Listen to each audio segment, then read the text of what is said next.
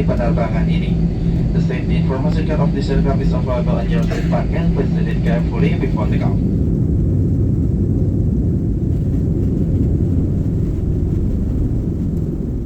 After around 10 days in Jakarta, we decided to explore a bit less touristy place. We chose Malang. We only went there because we had a tour booked, which turned out to be far from Jakarta. Either way, we couldn't have made a better choice.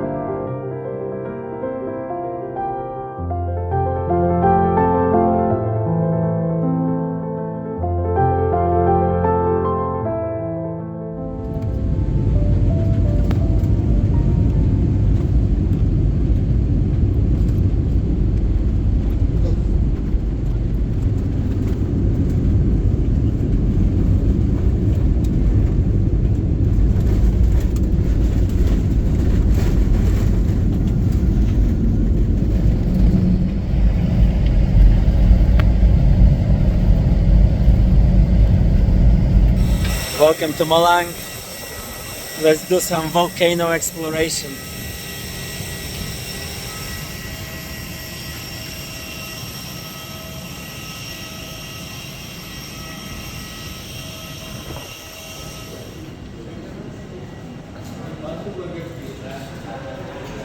So there's a ridiculous rule that you can't order Grab or anything, only those local taxis.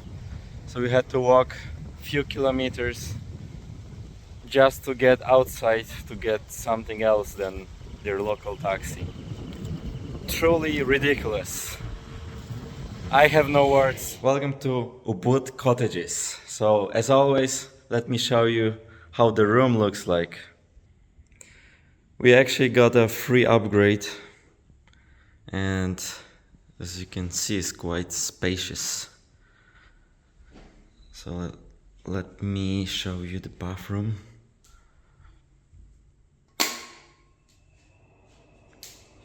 Pretty modern. Everything is clean, tied. And this is how the bed looks like.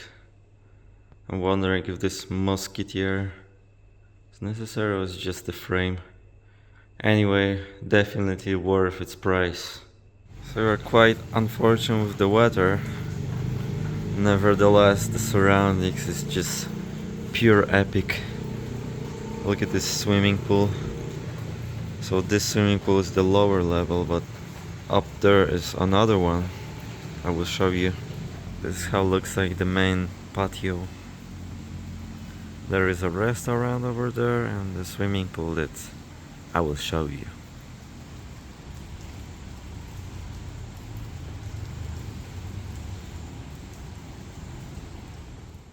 It's a local special volcano edition. Looks better than it tastes, unfortunately. In the middle there is a bucket full of this fake cheese. Not recommended. Domino's did a bad job.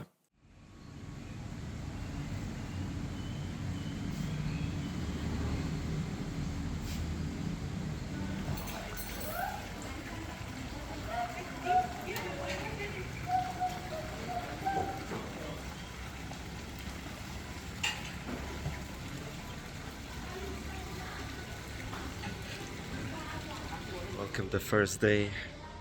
Nice and sunny day. Finally, some volcano uncovered after the thunderstorm and so on. So let's get on the breakfast buffet. So this buffet was included into the price. As you can see, the food was rather simple. Some rice with a deep fried chicken plus vegetables. For dessert there was a fresh papaya and a watermelon.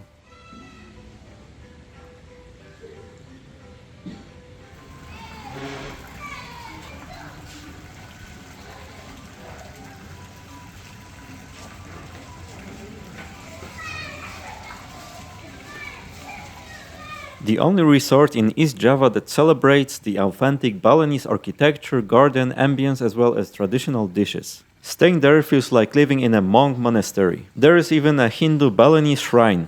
It is ideally located in the center of Malang and yet surrounded by nature.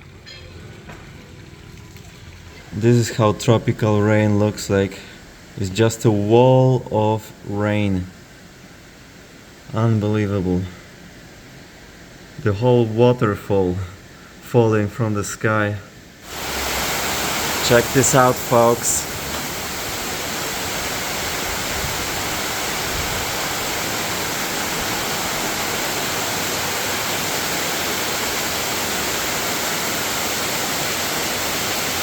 The closer to equator, the more crazy are animals and the nature itself. Look at this. This went to our hotel room through the wall. This corridor of ants. Just to carry this piece of rice as 1 grain. They could easily went through the door. Well, actually I sprayed the door with mosquito purple and also the window, so they went through the wall. You can see the piece of concrete here. This is insane. Unexpected guest.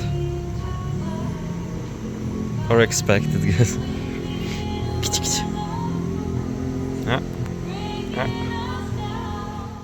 So it's Friday, it's around 20 minutes past midnight, and we are gonna organize trip to Bromo Mountain to see the sunrise. So the strategy is we are going around this time, be driving the whole night, and then reach this place, try to climb it and see the sunrise. Simple as that. On the way we'll see some Rainbow Waterfall and a couple of other places, so join me.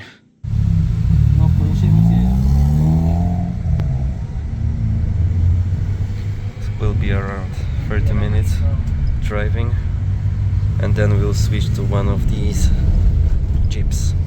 Now is the second part of the trip. We are changing to this bad boy. Let's see how it's gonna deal with the off-road. Quite high suspension. Look at those tires. So let's go.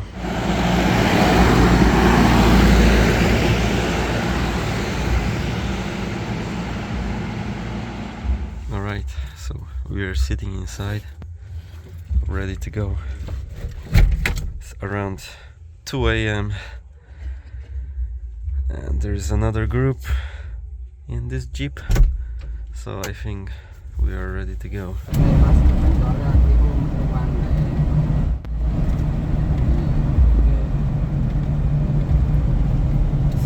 This driver was a no joke. He literally put the pedal to the metal to make it to the top first. There were other 200 jeeps like our.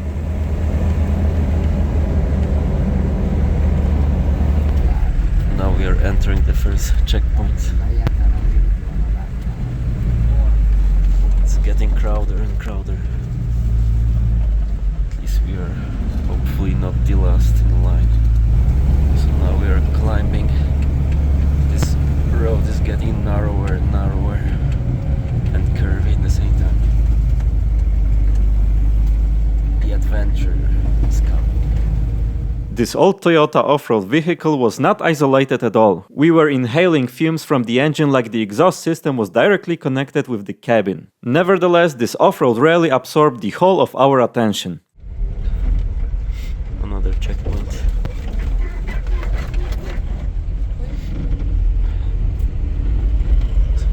driving dirty bikes here. Sounds fun. So let's continue. Little mountain race. Let's swallow them. Who's gonna be the first? That's us. Look how narrow the street became. The size of one car. It's almost impossible to pass each other here. What adventure. It turns out there is a resort, something looking like, and thousands of jeeps. Alright. Oh, some of them pick dirty bike. Oh, it's getting noticeably colder. So this is the resort I was talking about. Big investment. Who would knew on the top of the mountain? Such an enormous building. Interesting. Another checkpoint. And I suppose soon we will enter the off-road. Okay, let's see. Now it's getting interesting. We passed the checkpoint and it became a little bumpy. And the road is as it is. And we're going down. It's quite steep. First real obstacle, the river. But because of our suspension, it wasn't a problem at all. Alright, now it's getting interesting. We left the concrete road. Now we'll become bumpy.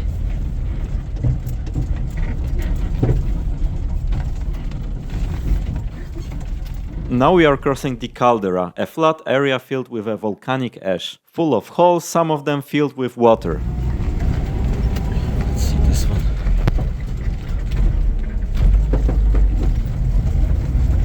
Turns out we took some shortcuts. Pretty good. I don't know if you can see it or not. All those lights over there are the single jeeps. You can see, oh, you can see how many of them. Yeah, quite a challenge, must say, even for this car.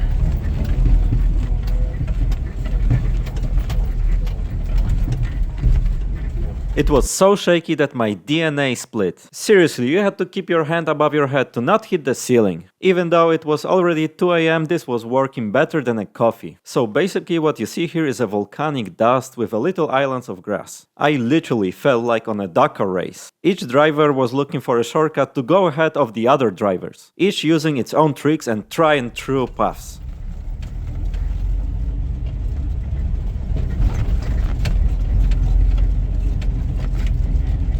Another obstacle, a bit of water, easy, or not so much. Okay, so it's here, as you can see, it's basically dirt and grass, nothing else. Well, and the holes everywhere. Actually, we left some jeeps behind us, but as I can see, there are already some of them in front of us. Hopefully it's not gonna be too crowded. Okay, so it's 3 AM. Looks like the road got wider. It's still basically a kind of dirt. And now we are climbing the hill. Let's go. This looks like a ski slope. Big terrain separated with sticks or something. There's someone going the opposite direction.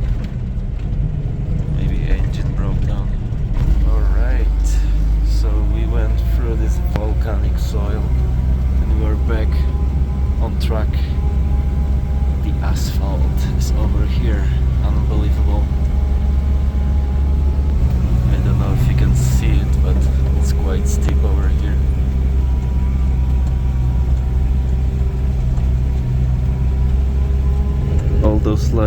see there are the line of jeeps. Crazy race to the top. Looks like we are in the middle of it. Let me show you once again. This is insane, like hundreds of them, hundreds. Oh, we have some bad boys here. Wow, this is insane.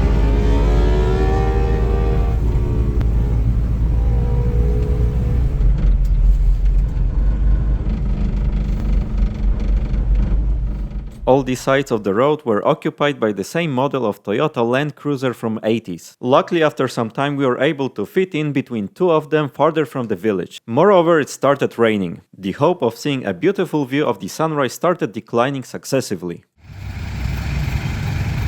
Oh, it's getting crowded.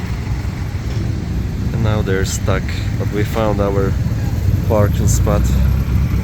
So there are some guys on the motor bicycle. It's just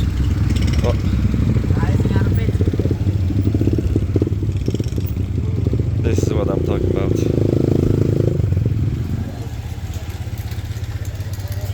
So during the high season there can be even over thousands of jeeps trying to reach this place. If that's not insane, then I don't know what is. Local cooking.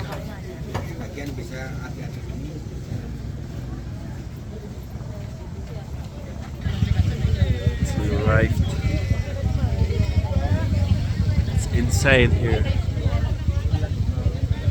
So this is the road to the top. Shouldn't be far, suppose.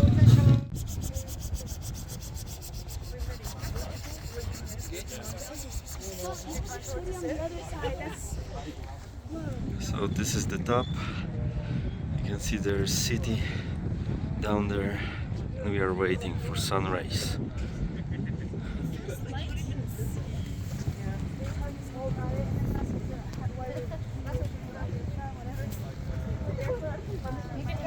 So we are going this edge of the mountain. They say it will be another 10 minutes. Go somewhere where it's less crowded.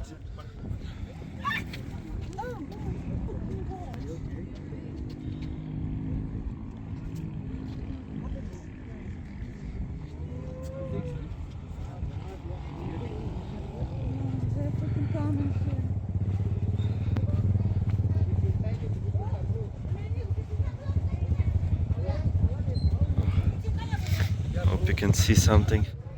So we reached the viewpoint. Waiting, it's coming. As you can see, all the struggle to get there was rewarded. We were lucky enough to have some clear sky on the horizon. However, the thunderstorm was around the corner. The thunderstorm is coming. Oh, I will be able to capture it. If not, then so sorry.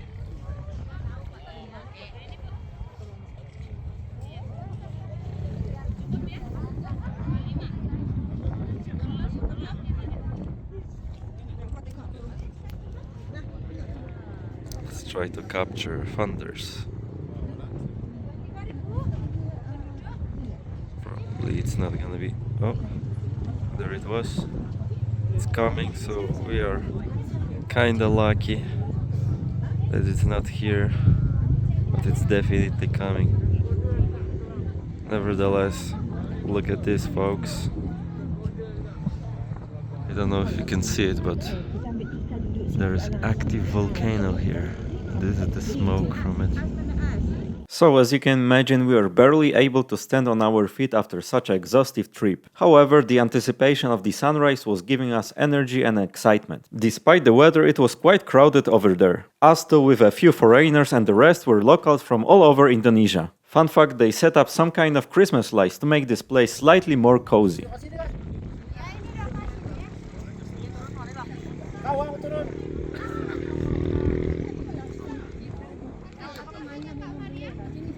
I naively thought that despite the lack of sun, the temperature would remain similar. Unfortunately, even with our jacket and sweat pants, we felt quite chilly. It was around 5 degrees Celsius, and every minute of waiting brought my body temperature down quite significantly.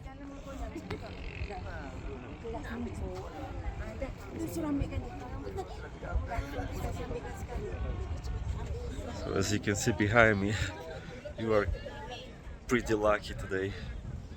There is a gap, so you can see some glimpse of it at least. And this way there's a thunderstorm coming.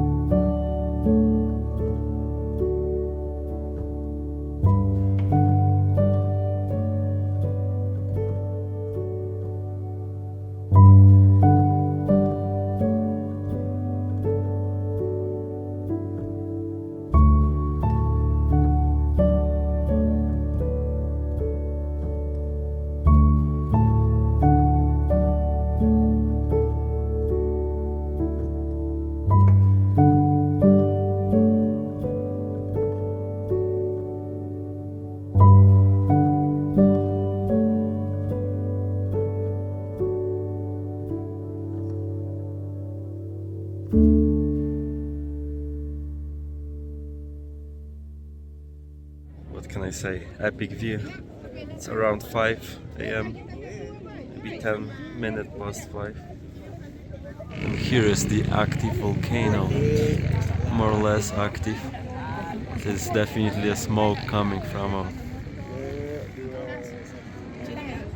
Now you can see all the lights are coming from those jeeps getting through the desert, kinda.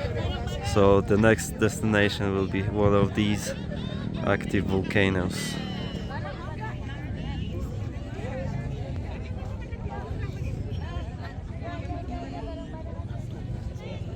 Oh, this is epic view. Let me show you the whole area. Mount Bromo is one of Indonesia's most famous volcanoes, located in Bromo Tengger Semeru National Park. It's an active volcano, but relatively easy to visit, with a dramatic crater that constantly releases white smoke and vast sea of sand surrounding it. Most people come early in the morning for sunrise views from nearby viewpoints, then walk or ride across the sand to climb a short staircase up to the crater rim. The area is also culturally important to the Tenggerese people, who hold traditional ceremonies here each year. All the dirty road that I was showing you was over here through this crater, and on the hill was actually asphalt. Look at all this smoke. Who allow this? It's not environmental friendly. Mount Bromo stands at about 2,329 meters, which is 7,641 feet above sea level. But what makes it special is that it rises from inside a much larger ancient caldera called the Tanger caldera, which is around 10 kilometers wide. That's why Bromo doesn't feel like a tall, isolated mountain. Instead, it sits in the middle of a sea of sand, giving it that dramatic, otherworldly look.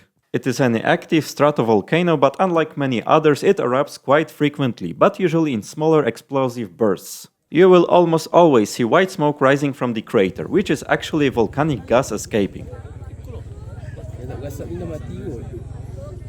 Let me zoom in to show you all the jeep getting through this desert. There it is. Okay, the quality is not the greatest, but believe me, this is the way. Java, it is called Semeru. The height is around 3,600 something and still active all the time. That one. Is it often blowing like this? Is some phenomenon? Yeah, right. It happens all the time. I mean, every morning it's always like that. Mount Semeru is the tallest mountain on the island of Java, rising to about 3,676 meters above sea level. Locals often call it Summit Mahameru, meaning the Great Mountain, and it towers above the surrounding landscape, including Mount Bromo in the same national park. Semeru is one of the most active volcanoes in Indonesia, with very regular small eruptions that can happen every 20 to 30 minutes from its main crater, called Jonggring Saloko. These eruptions usually send ash and smoke a few hundred meters into the air, which is why you will often see a constant plume rising from the peak. Unlike Bromo, its activity is stronger and more continuous, and larger eruptions do occur from time to time, sometimes causing dangerous ashfall and forcing climbing routes to close. Because of this constant activity of the mountain Semeru, reaching the summit is more restricted and risky. Hikers can usually only go up to a certain point below the crater, as the final ascent is exposed to falling ash and sudden gas emissions. Despite that, Semeru is deeply respected by locals, not just as a volcano, but as a sacred mountain in a Javanese belief, symbolizing the spiritual center of the island. The main crater of Mount Semeru is relatively small compared to something like Bromo. It's estimated to be roughly 400 up to 500 meters wide, but it feels much more intense because of how steep and deep it is. When you're near the upper slopes, you don't just see it. You hear sharp blast and feel the ground subtly vibrate, which is why people are not allowed to stay on the summit for long.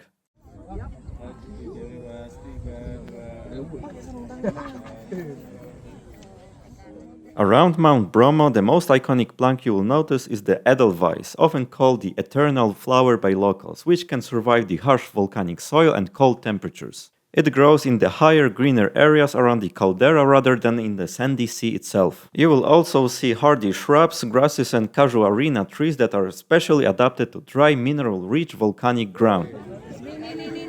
Yeah, I'm recording.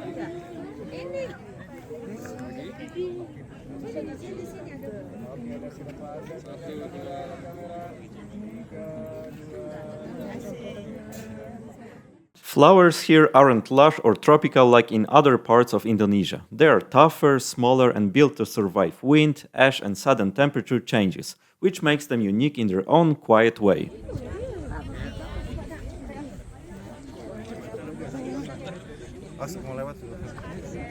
So there is actually a village right next in the crater.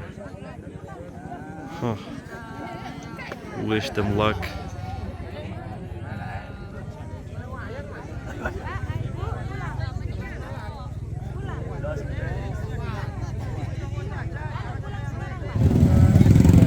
Now all those crowds going back.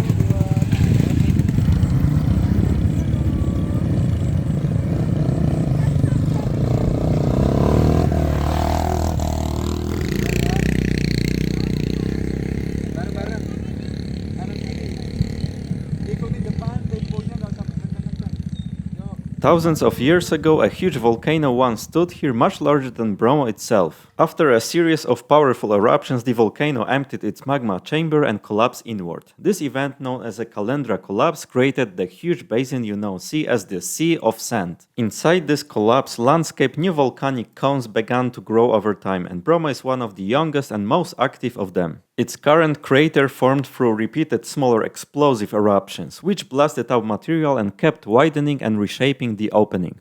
Never-ending stream of motorcycles. But this way is also epic view.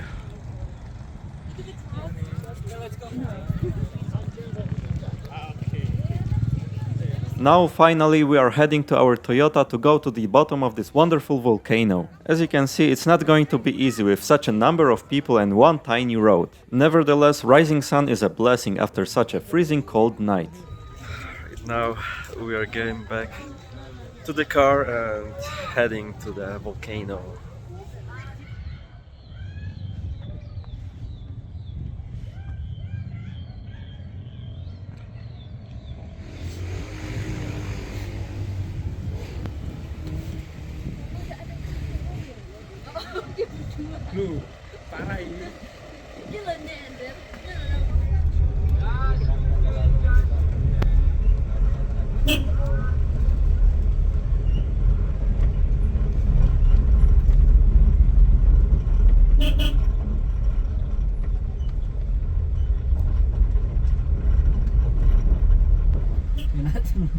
BUMN cuma ada nang kota pasien tercap malah. Tapi mantu dikit pindah masih. yo pindah mah Pindah. Tapi dari KTP buka bisa.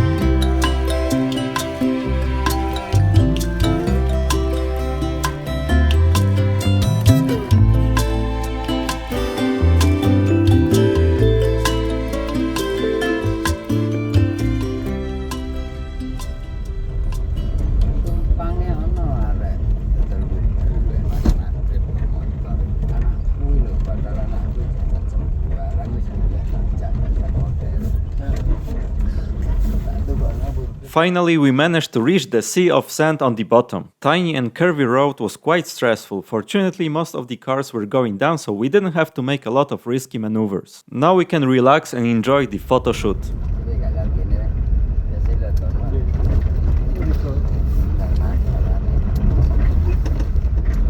Now we are down in the valley, the crater, ready for a photo shoot. Epic. Okay, right here, please. The sea of sand around Mount Bromo is not real desert sand, it's a vast plains of volcanic ash and fine ash that fill the floor of the ancient Tanger caldera after the old volcanic collapse. Over thousands of years, repeated eruptions from Bromo and nearby cones kept depositing layers of ash, pumice and small volcanic fragments, creating that flat grey landscape you see today.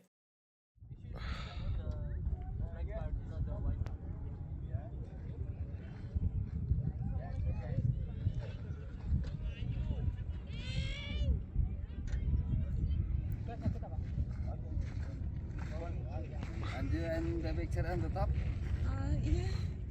Because the material is loose, dry and poor in nutrients, most plants can't survive there. The grasses you will notice are not typical meadow grasses. They are tough pioneer species, often including coarse volcanic grasses like Imperata cylindrica, locally called alang-alang, and other hardy species that can grow in mineral-rich but unstable soil.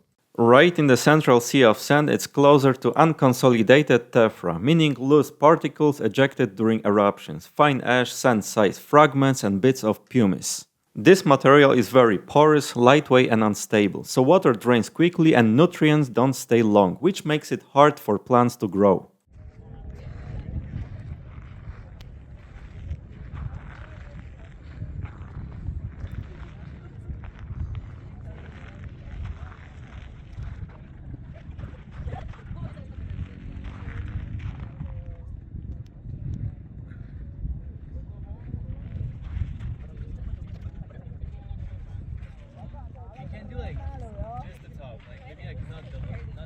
These grasses have deep, fibrous roots that help them anchor into the loosey ash and survive strong winds and long dry periods.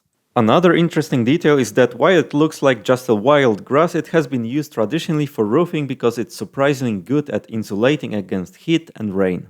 This is the curvy road that you are going. You can see all this crowd, the line of cars coming back. And such a big business over here. Unbelievable.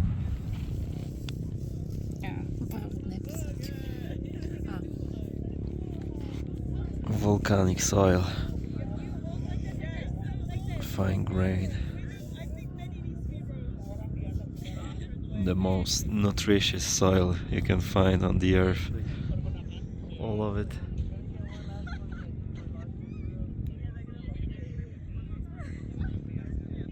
As you move farther from the crater, this sandy material slowly begins to weather and develop into true undissolved soil. These soils can actually become very fertile over time, but near Bromo they remain young, dry, low in organic matter and constantly disturbed by wind and fresh ashfall.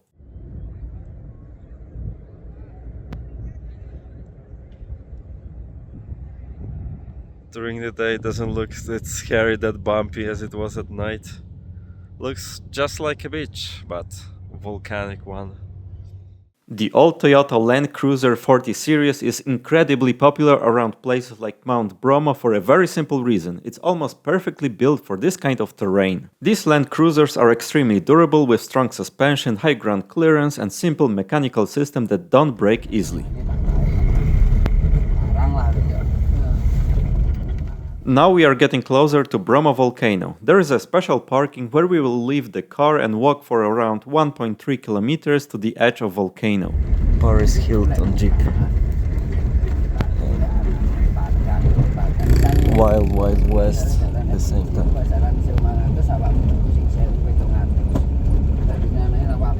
So it is like, you know,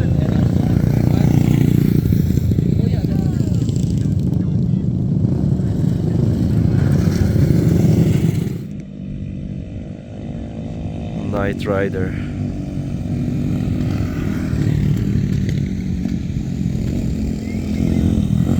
Wild West. Straight to the volcano. Hello, horse. Alright, next destination is what you see over here, the volcano. Let's get there and climb those stairs. And I will show you what's inside. You may guess. So stairs are over there. Let's go.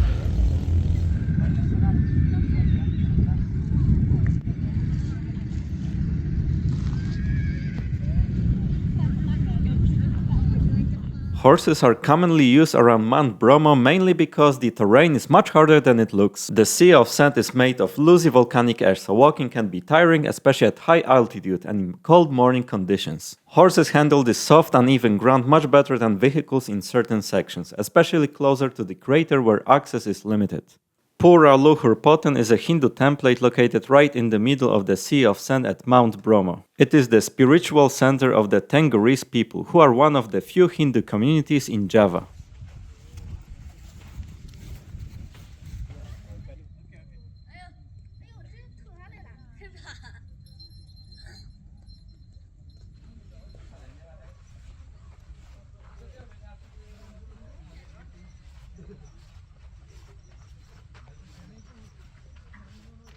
The temple is especially important during the Yadnya Kasada festival, when locals gather here to pray before throwing offerings into Bromo's crater. Architecturally, it's built from dark volcanic stone and designed in traditional Javanese Hindu style, standing in striking contrast to the empty, ash-covered landscape around it.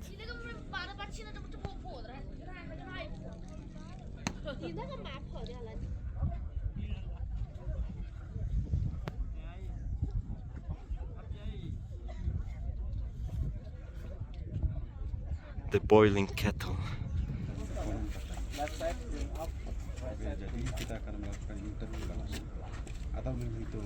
We're getting closer. It's time to wear a mask. The sulfur is hurting your throat.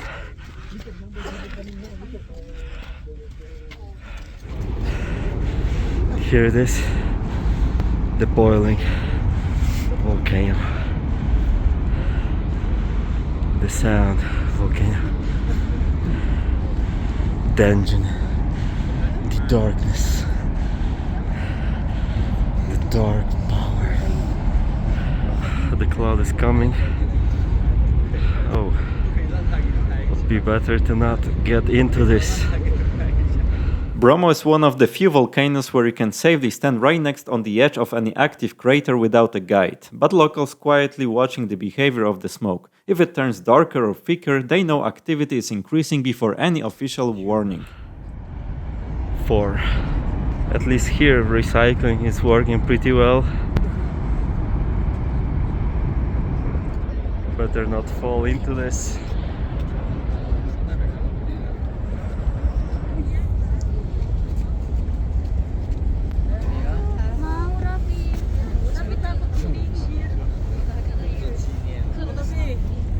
The crater is a very young and active feature, constantly being reshaped by small explosive eruptions. Unlike ancient stable craters, its size and depth slowly change over time as a new matter is blasted out and deposited again. Look at this sulfur over there. Pure sulfur.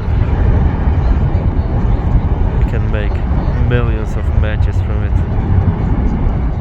One interesting detail is the constant white smoke you see. It comes from fumaroles, which are gas vents releasing steam, sulfur dioxide and other volcanic gases. This tells geologists that magma is still relatively close to the surface, even when there is no eruption happening.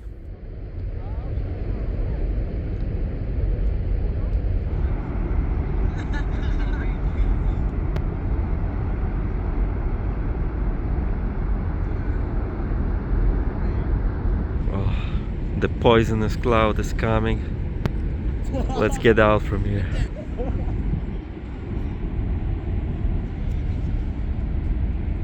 Oh no. Oh no.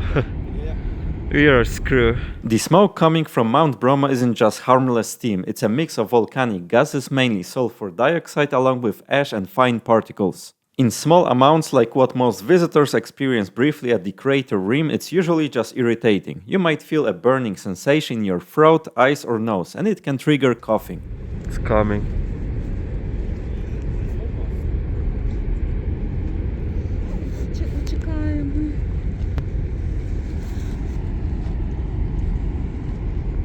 Okay, let's get out from here.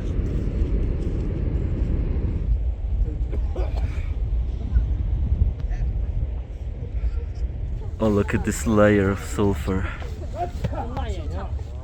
If you look closely at the crater walls, you can sometimes see layers of ash and rocks almost like rings in a tree. These layers record past eruptions, with each layer representing a different eruptive event over time.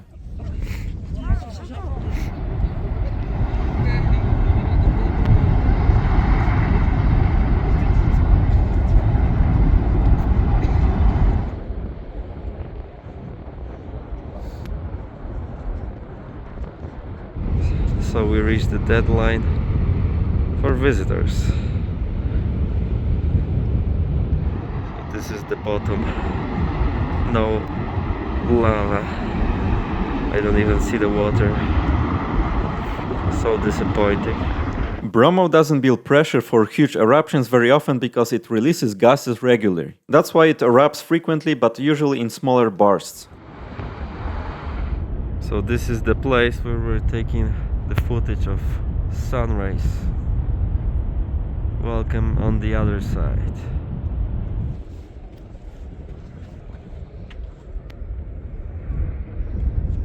Let's go down.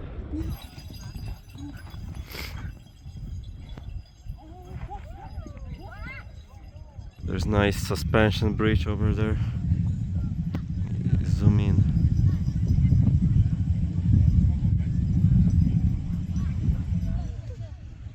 Pink pony.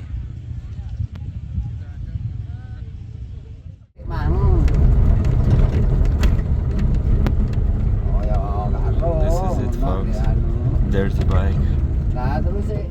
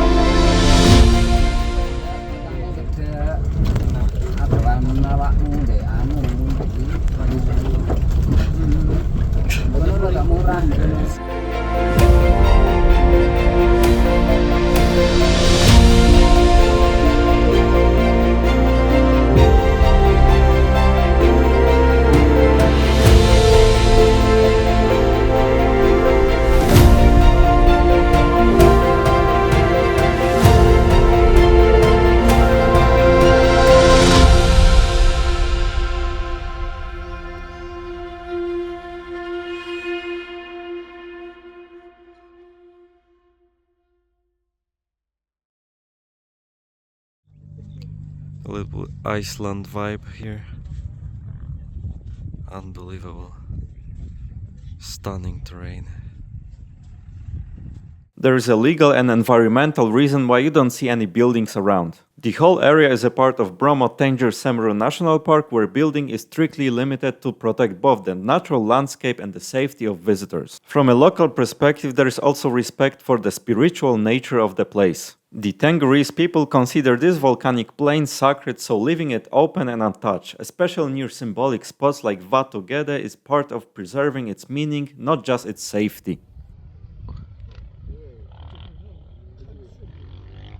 One of the most well-known plant growing there is Centella asiatica, a low-growing medicinal herb used for wounds, digestion and general health. You might also come across wild mint in slightly wetter spots, though it's less common at higher elevations.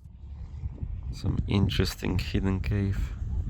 Fortunately, we don't have the time to penetrate it, but maybe next time. These are usually natural formations, either small lava tubes, erosion cavities, or hollows formed where soft volcanic material has been worn away by wind and rain.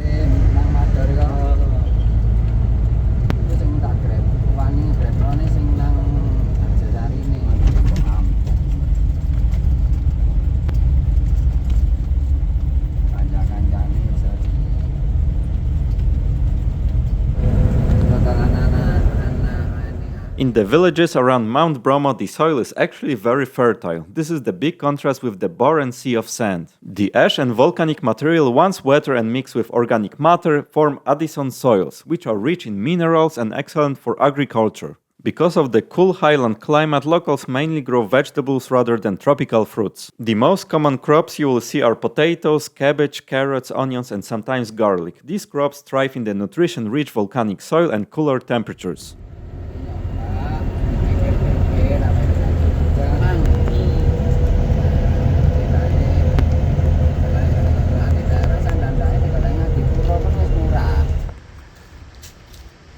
Welcome to waterfall. Let's go down. Really nice environment.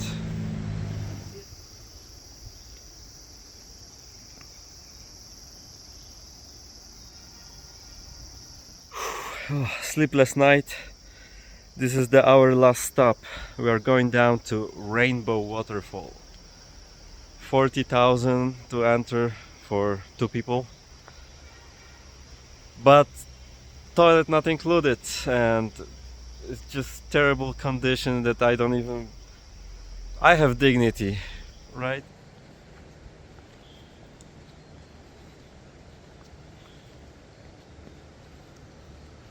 A bit of rocks. So we basically, as you might expect, went down. Went down from volcano, and you can see how much the nature has changed basically. Now it's rich and blooming, not only some little bits of grass, that's it. So Going back from all this volcanoes. the biggest ant I have ever seen, like almost 2 centimeters. Crazy. Cheap argument.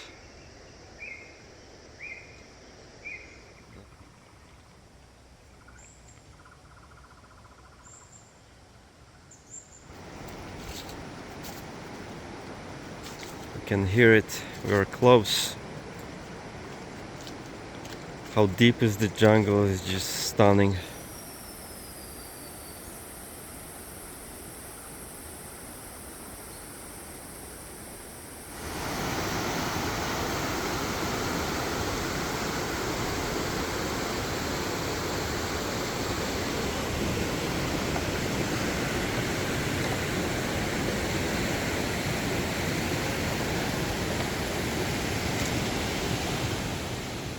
Koban Pelangi is famous not just for being a waterfall, but for the natural rainbows that almost magically appear in its midst, especially in the morning when sunlight hits the falling water at the right angle. That's actually where its names come from. Pelangi means rainbow. What makes it more interesting is the location on the slopes of Mount Bromo, so the water you see has traveled through volcanic terrain, making the whole area part of a larger active geological system.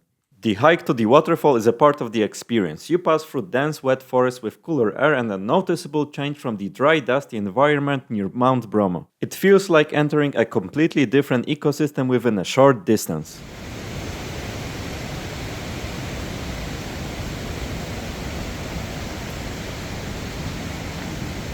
Wow. This is pure epicness, folks. We are reaching the waterfall. Are you ready for it? Are you ready for it? Oh my gosh. There it is. There it is. Where is John Williams?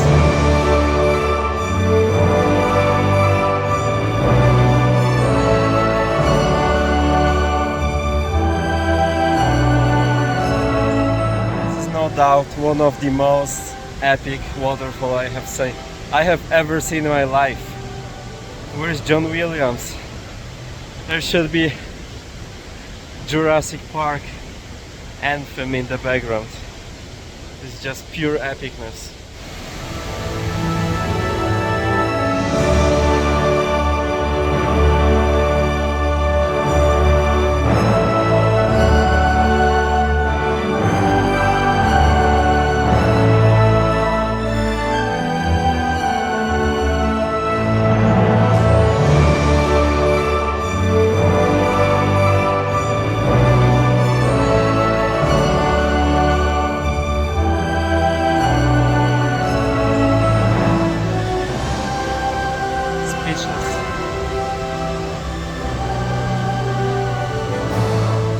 So you can see the water level is higher because of the recent heavy rains.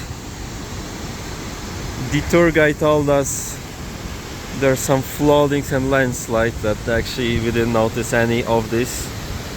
Nevertheless, what's worth to get here. Another cool detail is that waterfall is quite tall, around 110 meters, and the constant spray creates its own microclimate. Plants around it stay lush and green year-round, and the ground can feel almost rainforest-like compared to the surrounding highlands.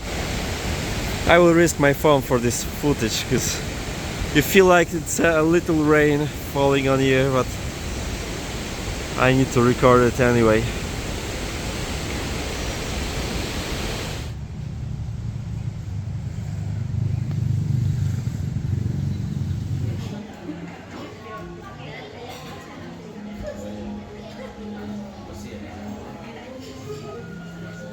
After such an exhausted trip, we had to rest a bit and get our sleeping schedule back on track. To relax, we decided to explore nearby surroundings. Let me introduce you to the beauty and richness of the nature in the area.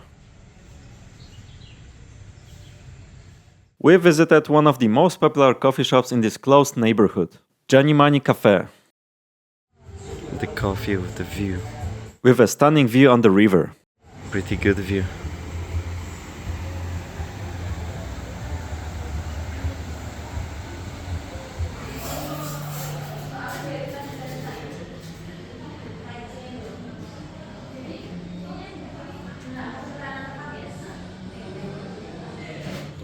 $18K coffee.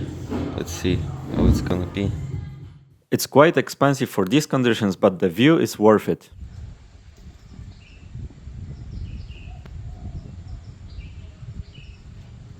What makes the location feel unique is how it blends a peaceful rural atmosphere with close proximity to the city, so we get both seclusion and accessibility.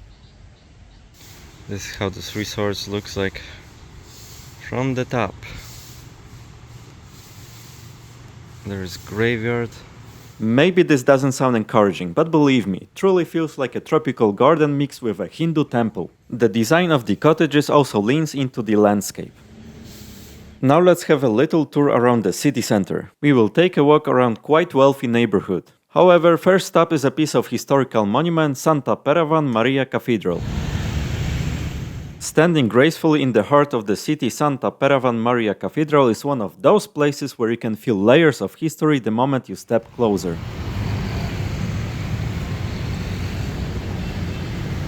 One of the main roads in Malang. Quite busy. Welcome to LA. Kinda.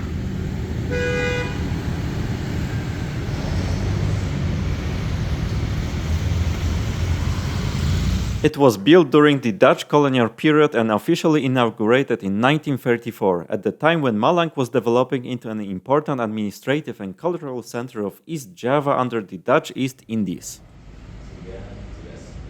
The architecture tells its own story. Designed in neo-Gothic style, quite rare in Indonesia, you'll notice its pointing arches, tall windows and symmetrical towers, all inspired by European cathedrals but adapted to the tropical climate. Back then it served the growing Catholic community, which included Dutch settlers as well as local converts, making it not just a place of worship but also a symbol of cultural blending. This is the first time I see aircon in church. Interesting location of it, especially. Almost BMW. Today, locals see it not only as a religious center but also as a historical landmark that reflects Malang's colonial past and its journey into modern Indonesia. Interesting architecture around the Roman architecture. Once again, welcome to LA of Indonesia. Wonderful place.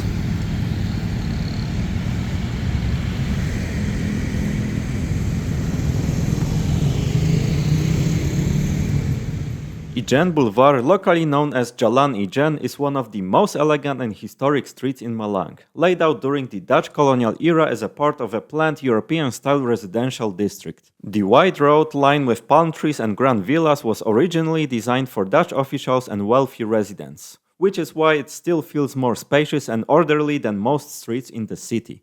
There is one profession in Indonesia, guys like this, who let the other cars to enter the traffic.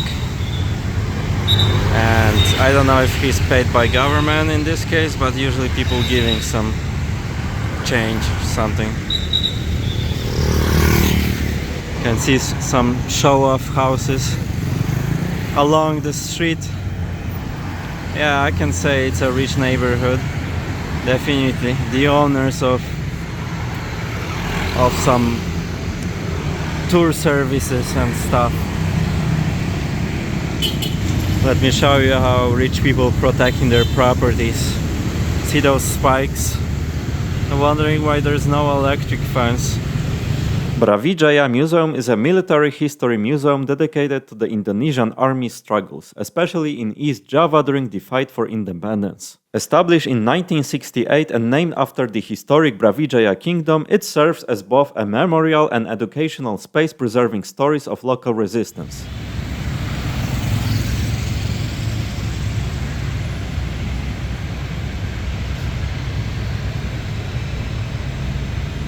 The black sapoti, often nicknamed the chocolate pudding fruit. When ripe, its green skin hides a soft dark brown pulp that has a texture similar to pudding and a mild, slightly sweet flavor reminiscent of chocolate. Local park in this neighborhood. Quite alive, well maintained. The local vendors selling some goods, food mostly. The street.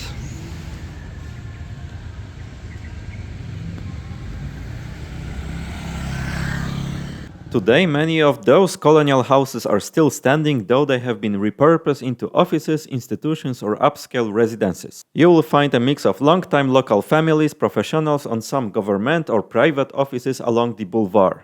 It's also a popular public space, especially on weekends when the streets often becomes lively with people walking, cycling, and enjoying the relaxed heritage atmosphere. The rainy season in Malang typically runs from November to March, bringing frequent but usually short-lived tropical showers. Rain often falls in the afternoon or evening, while mornings can still be bright and pleasant. For that reason, we had to hide in a local shopping mall. Sudden wall of rain and thunders are successfully disturb a peaceful walk. Welcome to the Mall Olympic Garden next to the Gajayana Stadium. Welcome to Oura Café. So nice that the guy came with the umbrella to secure us when we arrive by Grab. So nice, the interior, the entrance. No? 2 people. Unfortunately, because of afternoon thunderstorm, our sightseeing was over, so we treated ourselves with a nice cappuccino with some pastry to cheer ourselves up. Aura Café feels more like a Michelin restaurant, but with affordable prices. You are treated like a special guest and their cafes are smooth with a delicate foam. They have also a wide variety of desserts, like this New York croissant roll with cereals or pain chocolat full of cacao. Besides that, it's also an art gallery of art dedicated to their one and only croissant and all types of pastry.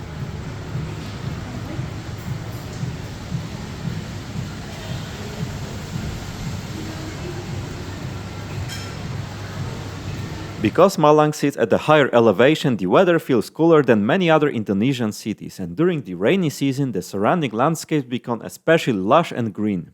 It's a refreshing time to visit, though you'll want to keep an umbrella handy for sudden downpours.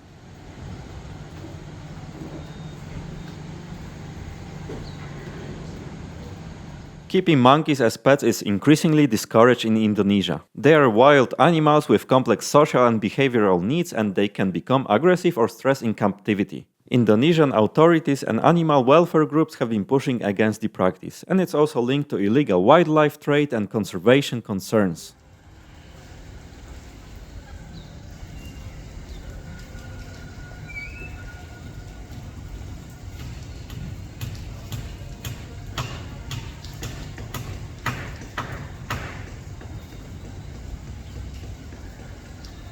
This is how modern socializing looks like.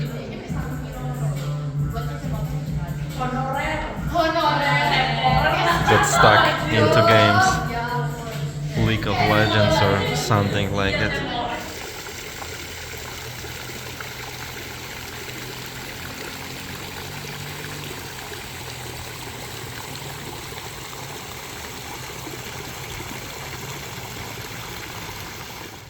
Gigantic butterfly.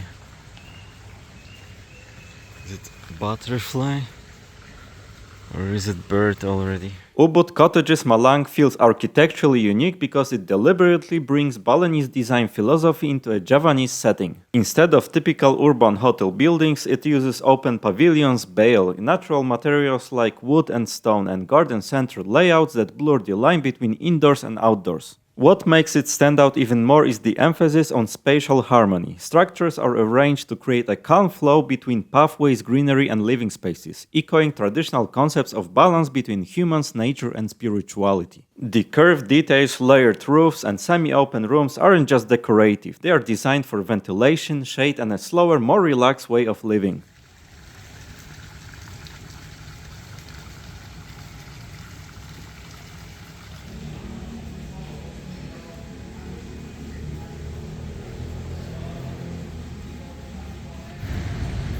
Some memorial that visit of Pope,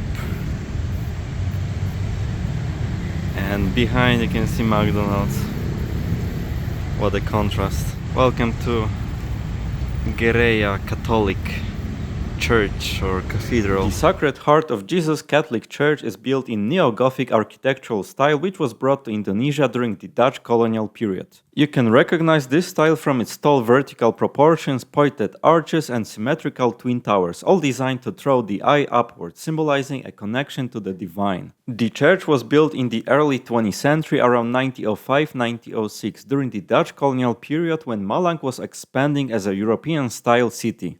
As for its height, the church's twin towers are estimated to reach around 30 to 35 meters, making it one of the more prominent historical structures in the city skyline at the time it was built. Right in front of church, someone is drying their rubber shoes. According to the historic books, it is 128 years old. Nicely renovated then. Someone was complaining that we can't enter without donation. Let's see if that's true. Another interesting fact of the Malang streets. You see the old British telephone right over there. It's a mess.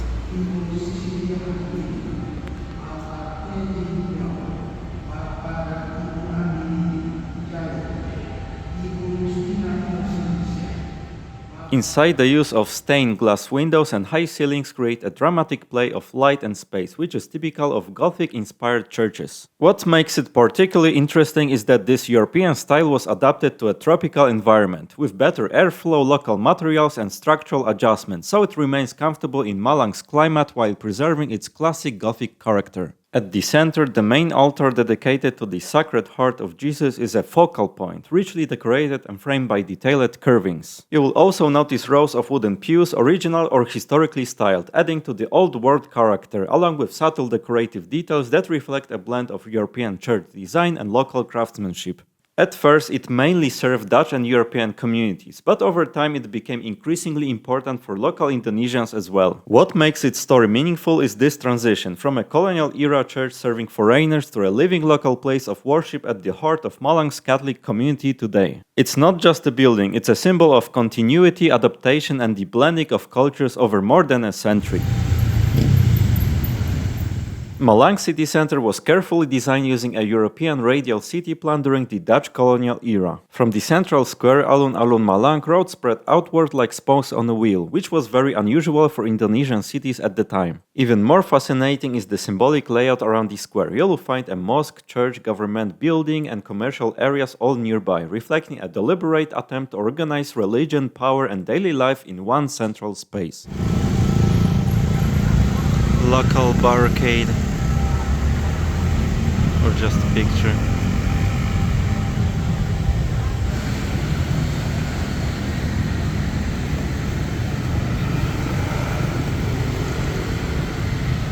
Fun fact about telephone box. Nowadays you can charge your phone here. Times fly.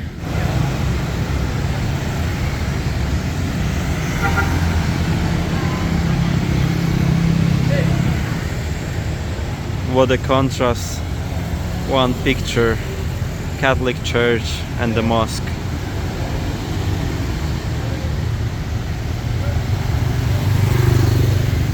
This urbanistic mix still exists today, making the city center a living example of how colonial planning and Indonesian culture merge into one urban landscape. A little bit dirty, rotten, but concrete, solid piece of skatepark. Let's say half of it. At least there's nice quarter pipe, some handrails. Well, not bad. Traditional ice cream. Let's see how they look like.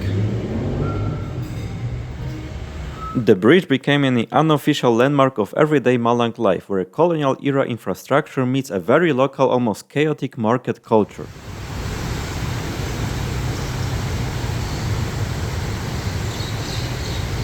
Next to this river, they burning some trash here. What a nightmare. Pasar Splendid is fascinating because it's not your typical market. It's one of the few places where plants, birds and small animals are sold side by side, creating a very distinctive atmosphere. Streets with all kinds of birds, parrots and so on and so forth. And chickens.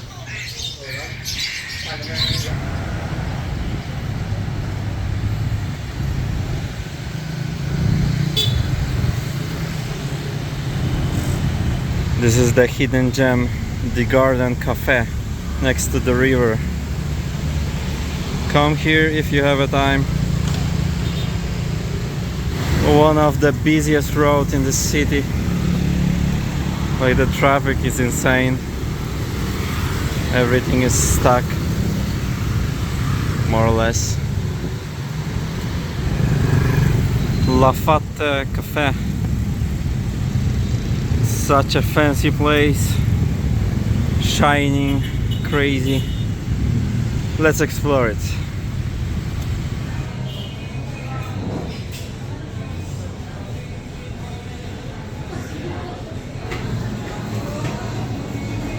Special cover is necessary. So there is a special line to the cashier here, like in the cinema.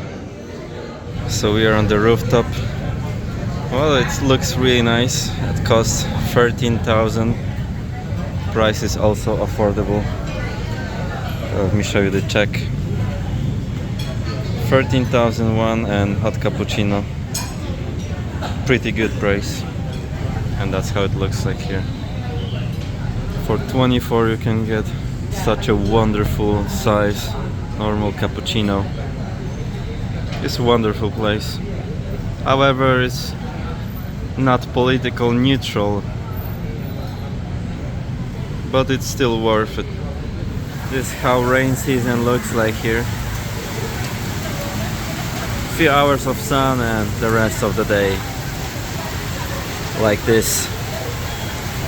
Well, as I mentioned before, perfect timing for doing some work.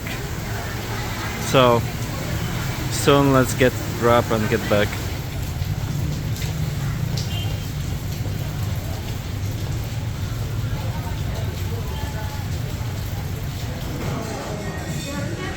Whole collection of donuts.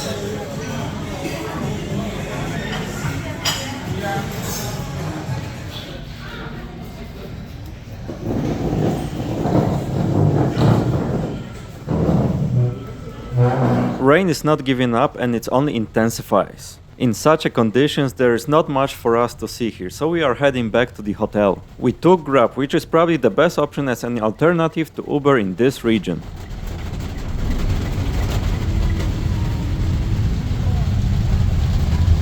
So we are living in 2 days. We are almost 2 weeks here and this is the first time we see the mountain range on the horizon.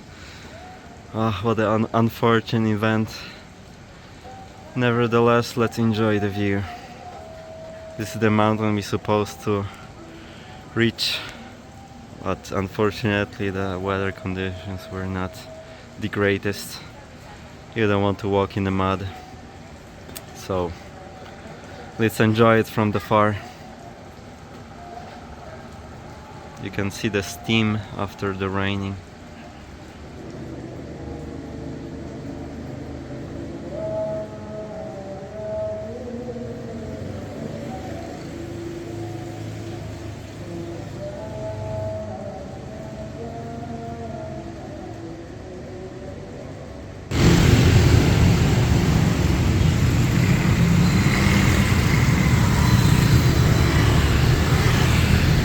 Kampung Warna-Warni Jodipan used to be an ordinary slum by a polluted river until a group of university students turned it into a vibrant rainbow village by painting every house in bold colors as a part of a social project. The transformation didn't just make it Instagram famous, it boosted tourism so much that residents' incomes and living conditions improved dramatically. One of its coolest features is a transparent glass bridge connecting it to a neighboring village, giving visitors the surreal feeling of walking above a sea of color. Even more fascinating, the paint job wasn't random. Many murals carry environmental messages reminding visitors of the area's past and the importance of keeping it clean. The hanging umbrellas are more than just decoration, they symbolize protection, hope, and creativity. Traditionally, an umbrella represents shelter, and here it reflects how the community came together to protect and uplift their neighborhood from poverty and neglect.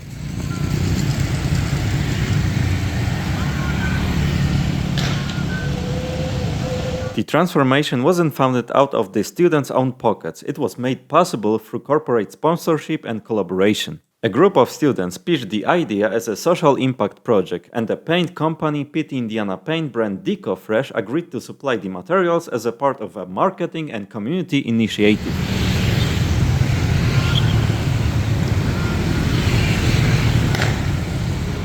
As for scale, the project used around 2 to 3 tons of paint, roughly 2,000 to 3,000 liters, to cover more than 100 houses, rooftops, walls, and pathways. It was completed in just a few weeks with help from residents, turning the whole effort into a community-driven makeover rather than just a student project.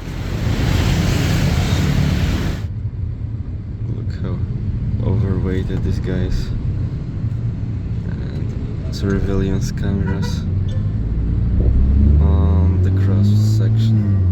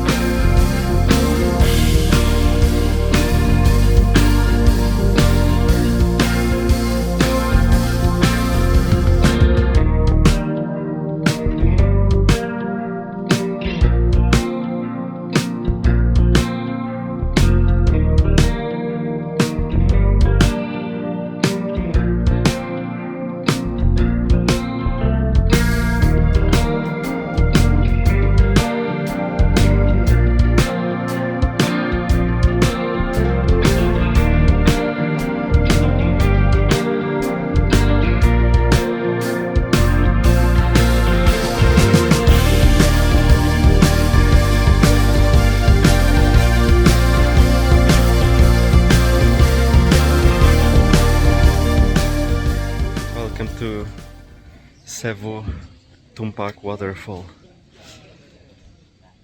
Well, doesn't look like a tourist place, but okay, let's try to get there. Should be breathtaking.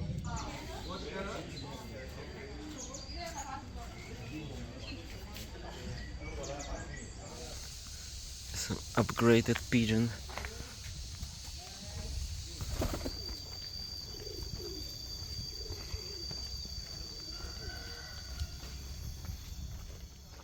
Welcome to the last part of our Malang journey. I have prepared something special for you at the end. Something straight out of the Jurassic Park. Without further ado, let's get slowly to this magical place. For now, let's enjoy the sounds of the jungle and the loud cicadas.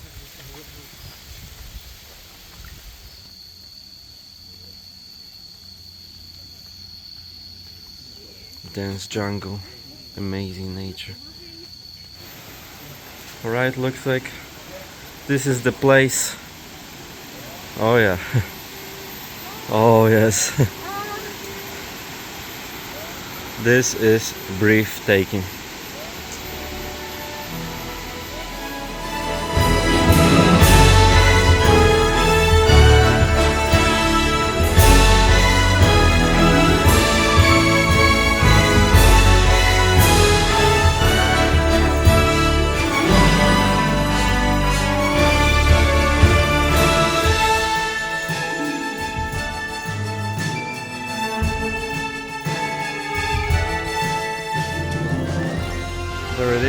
Welcome to the Jurassic Park.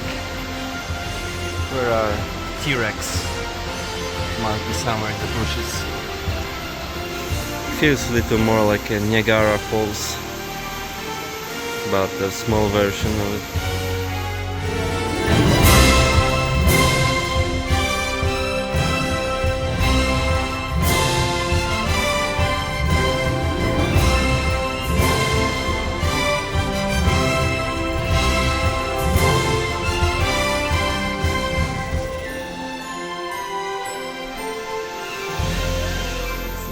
Thick bamboo trees. The ecosystem is so amazing here. Tumpak Sewu, often called the Thousand Waterfalls, is one of the most impressive waterfalls in Indonesia, located in East Java near the Mount Semeru. It has a height of roughly 120 meters, about 390 feet, with water cascading in a wide semicircular curtain rather than a single stream. The waterfall spreads across a cliff that forms a natural amphitheater, giving it a diameter of around 100 to 120 meters at the top.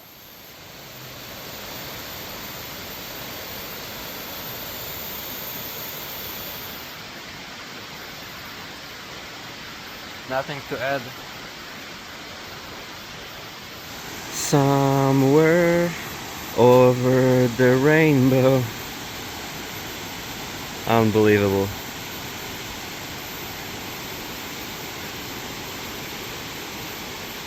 It sits at an elevation of about 500 to 600 meters above sea level, and the flow is fed by the Glidic River originating from volcanic slopes. The surrounding canyon is lush and steep, with dense vegetation and frequent mist, creating high humidity with a dramatic jungle-like environment. Going down to Tumpak Sewu isn't just a short hike, it feels like entering a hidden world. The route drops steeply into a canyon, and at one point you literally descend using bamboo ladders and ropes attached to a nearly vertical cliff. It's not a formal staircase, it's more like a controlled scramble, which makes the experience feel closer to adventure trekking than sightseeing.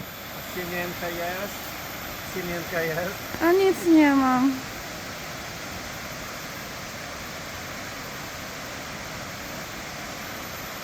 This is it, folks. That's it, that's all.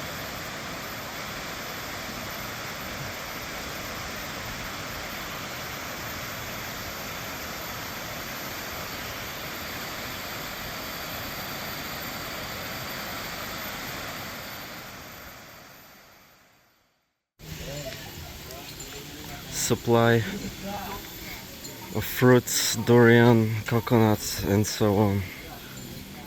Oh, quite steep, narrow path to the bottom of it.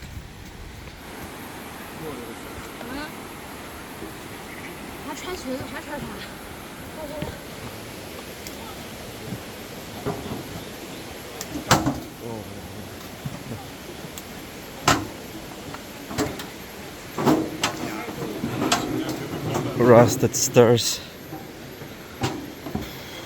Not cool. There's a danger of falling rocks, as you might expect.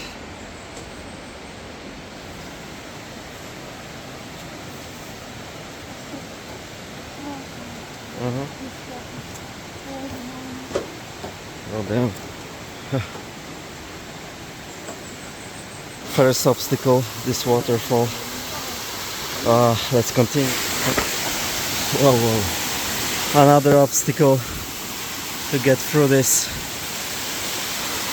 Let's see. We're gonna deal with it. Oh damn. We are screwed. Well, could be better.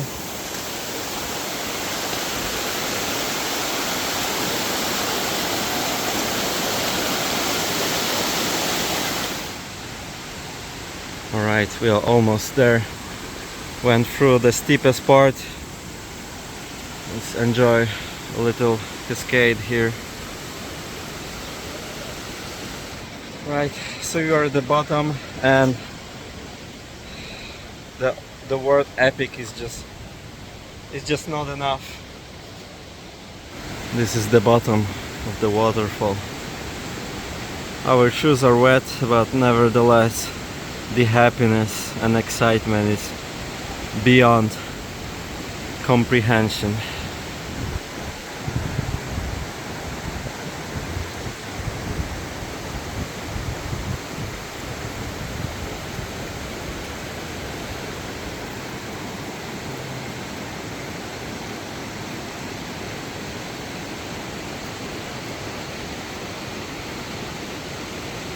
I'm wondering if that's the way we're supposed to climb.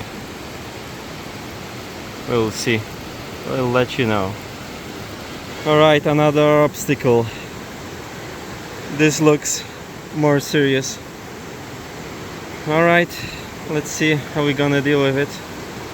So there used to be a small bridge over here, but because of floods, raining season, yeah, was destroyed.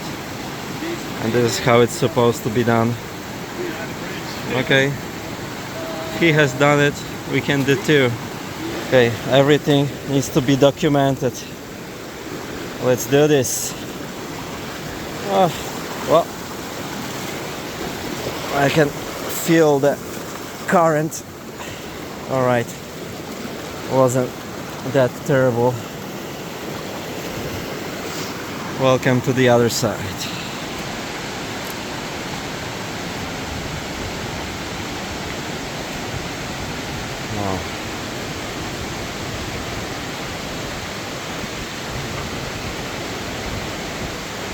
There it is.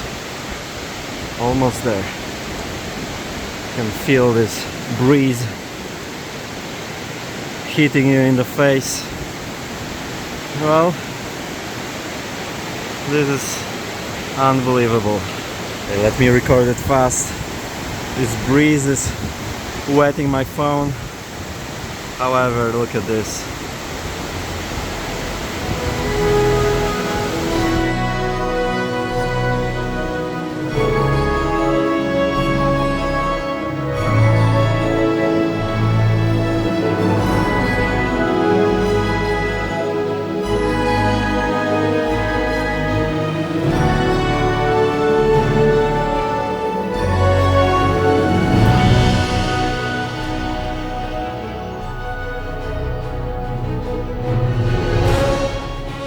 The middle of the river. Look at this. Niagara Falls. It's a joke.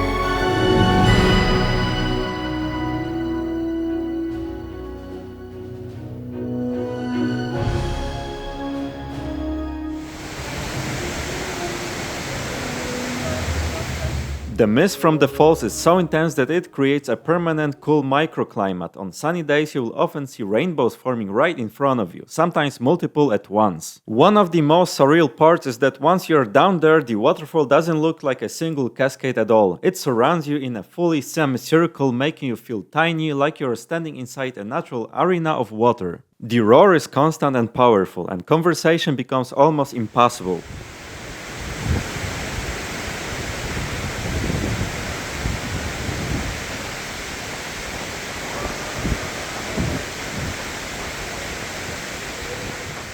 What makes Tumpak Sewu truly exceptional geologically is that it isn't just a waterfall, it's a direct expression of active volcanism. The water comes from the Mount Bromo volcanic system, one of the most active volcanoes in Indonesia, meaning the entire landscape is constantly being reshaped by eruptions, ash deposits and lahars, volcanic mudflows. The famous curtain shape exists because the waterfall flows over a wide semicircular cliff made of relatively soft volcanic deposits like tuff and breccia. These materials erode much faster than solid basalt, so instead of forming a narrow drop, the cliff retreats unevenly, widening into that amphitheater shape. In geological terms, you're looking at a rapidly evolving escarpment rather than a stable rock face.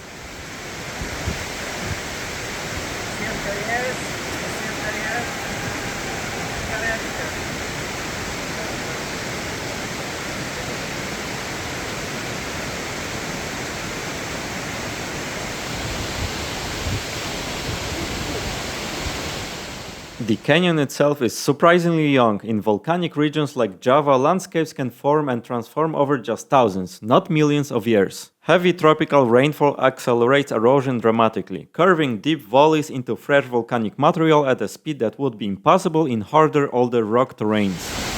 It's a natural wonder.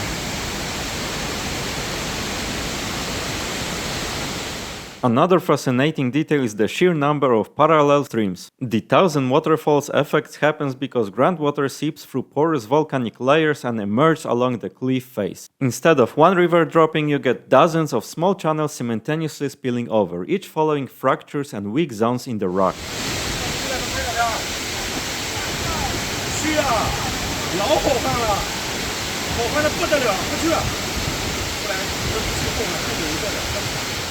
The constant mist you see isn't just scenic, it actively contributes to ongoing erosion. Water saturation weakens the already fragile volcanic rock, causing small collapses and landslides that slowly reshape the cliff. In a sense, the waterfall is continuously destroying and rebuilding its own structure. Finally, Tumpak Sewu sits in a tectonically active zone along the Pacific Ring of Fire. This means uplift, volcanic deposition and erosion are all happening together. The waterfall you see today is just a temporary stage in a landscape that will likely look very different in a few thousand years, making it less of a fixed landscape and more of a fleeting geological moment. I'm not gonna lie, it's getting pretty intensive over here. I feel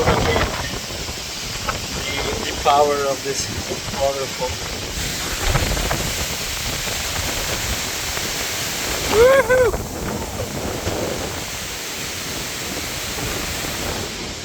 This is the closest this rainfall, let's call it, it's not that intense here, so I hope you can see something.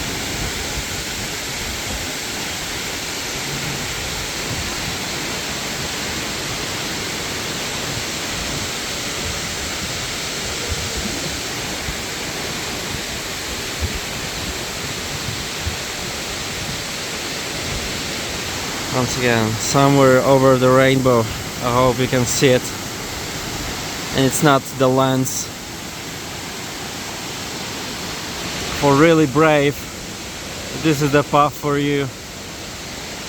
I think it's close, but if you're brave enough, maybe you can try your best there. It's estimated that there are about 80,000 to 72,000 cubic meters of water falling. That's 18 to 72 million liters every hour. When water falls from around 120 meters, it accelerates to around 140 to 180 kilometers per hour just before impact. When it crashes into the rocks and river below, the energy gets converted into turbulent air movement and spray, creating powerful outward gusts. Near the base, this typically translates to 20 to 40 km per hour, localized wind gusts in the core impact zone, occasionally higher in bursts, especially during peak flow or rainy season. We have open bag. That will be all from this epic waterfall. Now let's go to some less intense and less brutally chaotic place. Along the river we will go to the naturally occurred Moa caves. Follow me.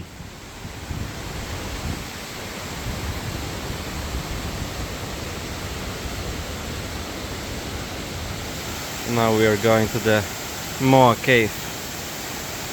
You can see the clay, this cliff kinda. Still waterfall on it. More obstacles, kinda. The ground and valley walls you walk along near Cottages aren't solid rock in the usual sense. They are mostly made of loose, waterlogged volcanic material from the Mount Bromo system. Geologically, it's a mix of volcanic tuff, compressed ash, breccia, chunks of broken volcanic rock, and fine ash soils. These materials were originally deposited during eruptions and then reworked by rain and landslides. Because they are relatively young and porous, water seeps through them easily. That's why the surface feels so unstable. The ground is often muddy and clay-like when wet because volcanic ash turns into a sticky, slippery paste. It is also crumbly and fragile, especially on steeper sections where erosion is active, and it is constantly dripping as groundwater emerges through tiny holes in the rock. Around Goa, specifically, the constant water flow is the key clue. You're essentially walking along a natural seepage zone where underground water is escaping through layers of permeable volcanic deposits. Over time, this creates those wet, mossy covered walls and small trickling streams everywhere. In practical terms, you're not hiking on a stable cliff, you are moving across a slowly eroding volcanic slope that is being softened and reshaped by water every single day. That's exactly why it feels slippery, alive, and a bit unpredictable under your feet.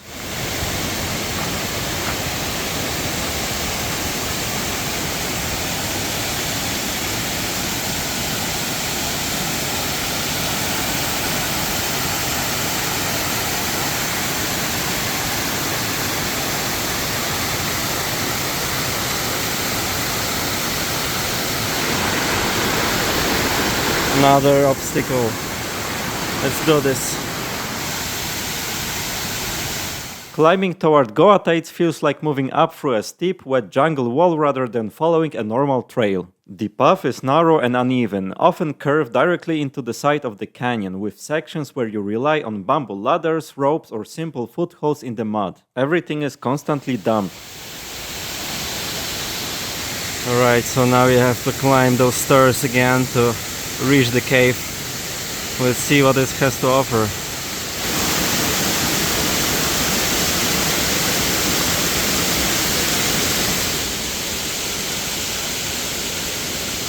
The only thing that holds me.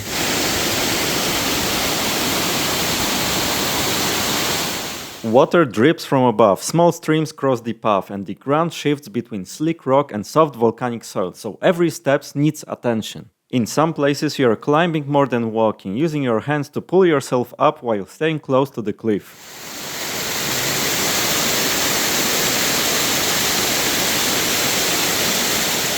The terraces around Goa are not agricultural terraces, they are natural mineral terraces formed by flowing water. They are made mainly of calcium-rich deposits, tuff or travertine-like formations that build up over time as water constantly drips and flows over the rock. As mineral-rich water loses carbon dioxide, it leaves behind thin layer of solid material, gradually creating small steps and ledges. This trail is just a little demanding.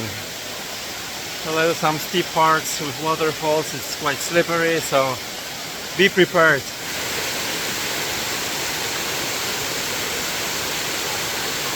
As you get closer to Goa, the environment becomes almost cave-like. The walls close in, the air cools, the water starts falling from above like a natural shower. It's dim, echoing and covered in moss, giving the final stretch a slightly surreal feeling, like entering a hidden passage behind the waterfall itself. So this is the entrance to the cave. Feel like Indiana Jones. Let's explore the old tombs. Or let's be like a Tomb Raider, Lara Croft. Unbelievable place.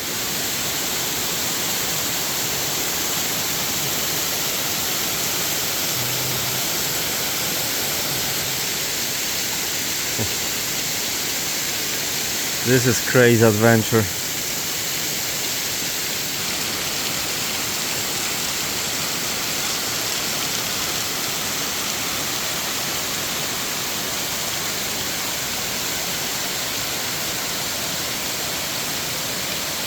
Let's enter the cave. We can get here. Oh. Okay, here we are.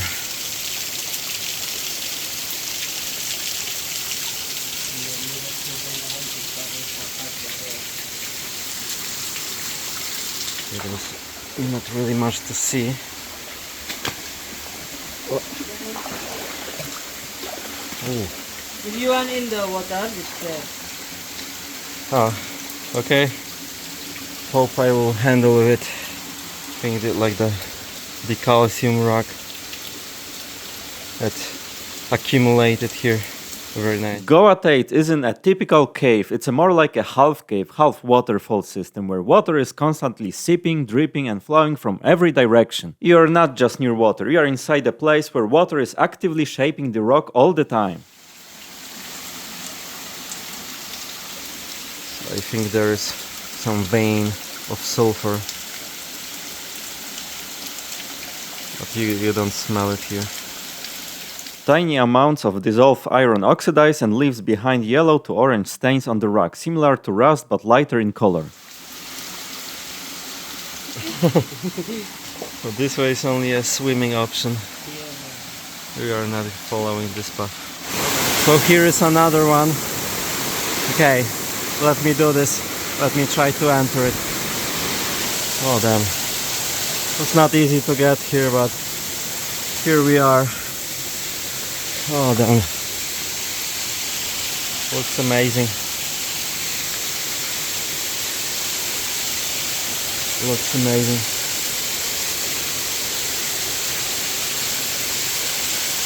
Everything is wet.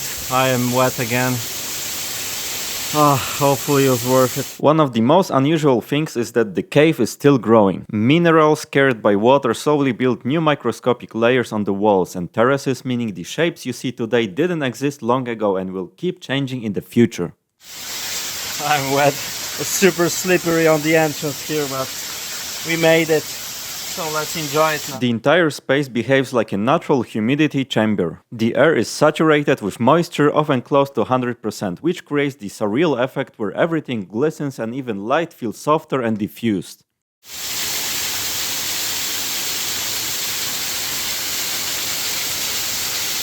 Yeah, this is unbelievable place. Look at these cascades.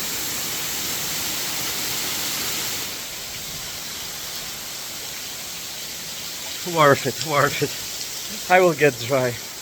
Another striking feature is how sound behaves there. Instead of a single echo, you get overlapping layers of dripping, flowing and splashing water, making it feel like the cave is alive, rather than silent like most caves. You can sometimes spot small bats resting in darker, drier pockets of the cave, but Cottages is very wet and exposed, so it's not ideal place for big colonies. More commonly, you will notice swiftlet birds flying in and out. They like moist, cave-like environments and might nest in protected sections of the rock.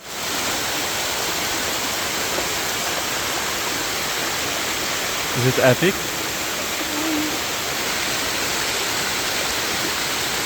This is the path we should take. We will go slide down all the way to the bottom. Now we are slowly getting out of this wet terrain. We have to literally slide down with the stream that picked the same route as our path. Don't hesitate to wet your shoes, it's way safer than wearing your flip-flops or aqua shoes. The little frogs on the way. What makes this place truly fascinating is that it functions like a self-contained water-driven ecosystem that exists in constant state of formation. It's a rare case where biology and geology are tightly fused. The same microbes that live on the rocks actually help trap minerals and build those smooth terraces. Okay, waterfall's done, so this is the route to get back. Wonderful place, amazing adventure, highly recommended. What makes this trip especially memorable is the atmosphere. You are surrounded by dripping water, mist-filled air, soft light filtering through, and surfaces that glow with moisture. And finally, getting there is a part of the appeal. The climb, the slippery rocks, the constant presence of water make it feel like a small expedition rather than a simple stop, so by the time you arrive, it genuinely feels earned. The thunderstorm is coming. Should hurry up. Yeah. I would prefer this collapse or collapse.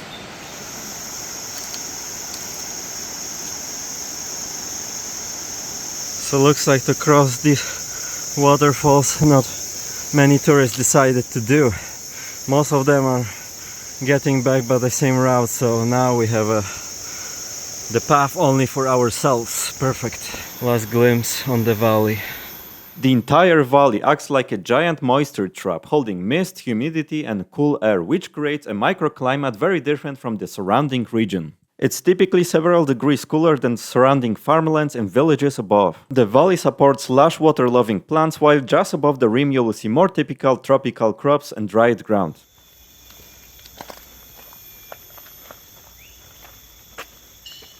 Every field is burning some trash. Something, I don't know, is to get rid of mosquitoes or this is the purpose of it. So you can buy fresh coconuts harvested from this palm tree, for example. You can see they made the steps So the thunderstorm is coming, that's certain. Such a colorful village on the top. Let's get back to the bus. That will be all from this unforgettable adventure. There's nothing more for us here. We have to get away from the coming storm. But actually there's one last thing to do. So this trip wouldn't be the same without the fresh coconut from one of those palm trees. One of. Let me show you. Yeah. Somewhere. We show you the alpha geckon over here. That's the size. I would like to catch him, but okay, I'm not able to. The size of 15 centimeters. Yeah, around maybe 20 centimeters. That's above average, definitely. Thank you for staying with me this far. I hope my adventure was inspiring and allowed you to escape your daily routine for a moment. See you in the next one.